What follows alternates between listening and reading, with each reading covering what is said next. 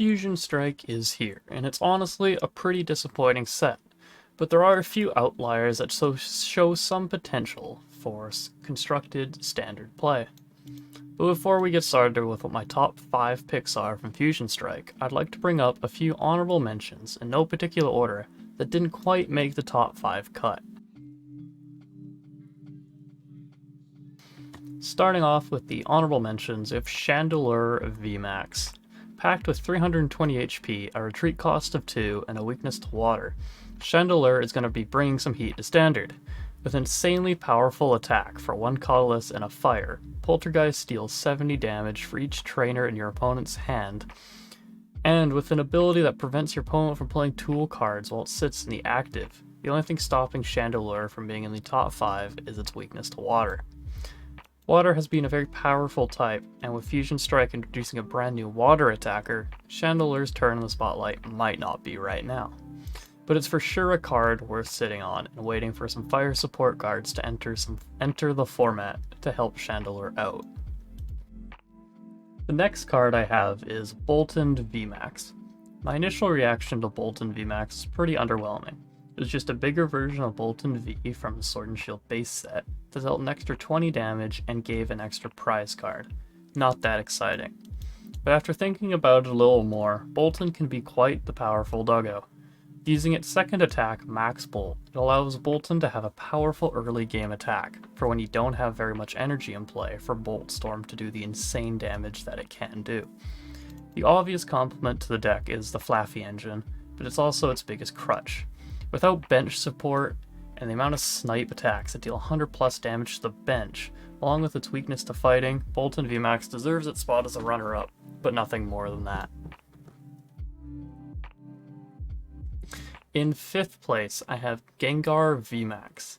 At 320 HP, a retreat cost of 3, a weakness to fighting. Aside from its spectacular card art, what makes it any different than Bolton? Well, Gengar V-Max packs a serious punch for only 2 energy. Fear and Panic requires 2 darkness energy and deals 60 damage for each Pokemon V and GX your opponent has in play. It's an insanely strong attack to play, and going forward, you'll be forcing your opponent to rethink benching that extra V card and potentially setting them back a turn. Alternatively, you can use Gengar's other attack, G-Max Swallow Up, for 3 darkness energy, dealing 250 damage with the downside of this Pokemon can't attack next turn. It's a great attack. The thing that separates Gengar from cards like Bolton V-Max is that it's a single strike Pokemon, enabling it to take advantage of cards like Single Strike Energy and the Houndoom Energy Acceleration engine for extra damage. Gengar may even replace Urshifu V-Max in single strike lists, pairing itself with Umbreon for dark deck that really isn't afraid of anything.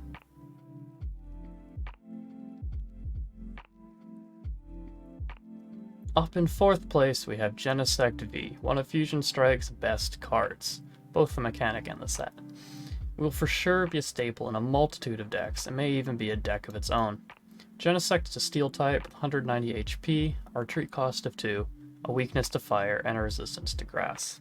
Its main utility and primary function is its ability, Fusion Strike System, that allows you once per turn to draw cards until you have as many cards in your hand as the amount of Fusion Strike Pokemon in play.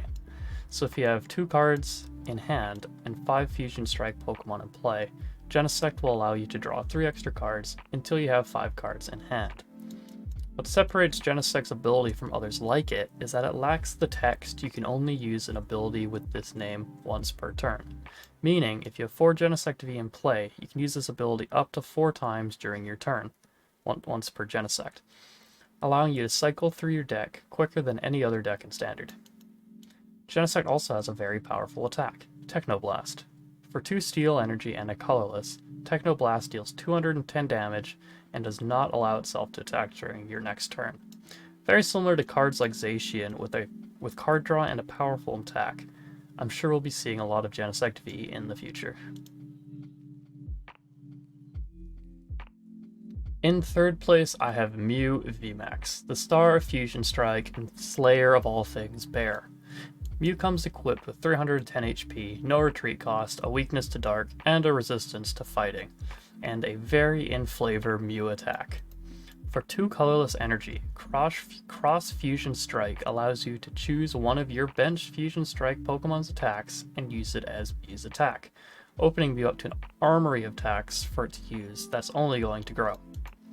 Mew's second attack is called Max Miracle, dealing 130 damage for 2 psychic energy and not being affected by any effects of your opponent's active Pokemon.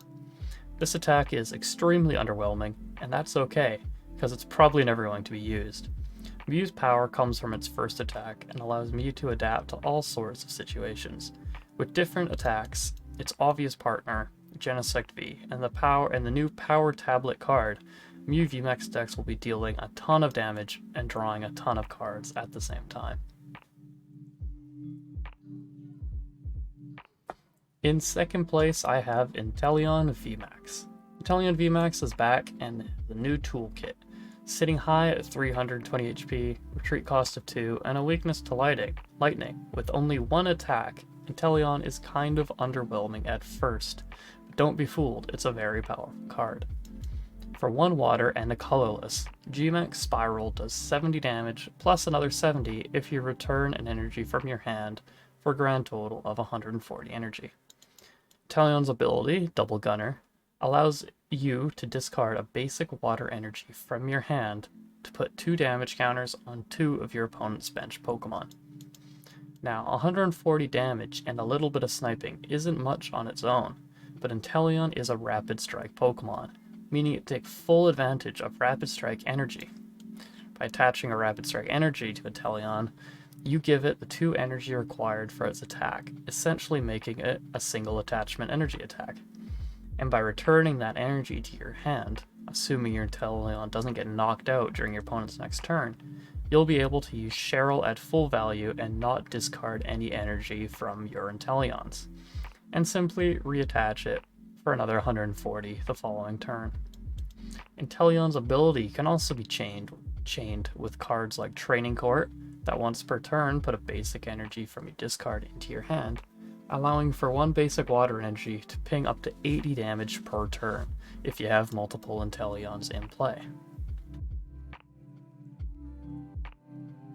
My first place pick for Fusion Strike is Cross Switcher. The best card in this expansion is by far Cross Switcher. Cross Switcher is a Fusion Strike item card that can only be played alongside another copy of itself, and reads the following. You must play 2 Cross Switchers at once, switch one of your opponent's bench Pokemon with their active. If you do, switch your active with one of your benched Pokemon. A fusion, between Custom Catcher and Guzma, this card is absolutely insane. With the amount of trainer search being played, with the Intellion lines being a staple in almost every deck, I'm sure Cross Switcher will find its way into a ton of decks. Increasing the amount of Sword and Shield base set Intellions being played allow you to search 2 of these at once with just 1 evolution. That just might be what people start doing. The perfect partner, and the first thing that comes to mind, is Rapid Strike Urshifu V-Max, taking me back to the Sun and Moon era where Zoropod ran rampant. Playing Urshifu V-Max and Mew alongside the Intellion engine will enable a ton of draw and allow you to find any tools you want during your turns. This card is absolutely insanely powerful. So what do you think of my top 5 list? I don't think there's very much in this set. Obviously, you can move some cards around, but what do you guys think? What's in your top 5? Did I say anything wrong? Did I miss a card? Let me know in the comments. Thanks for watching.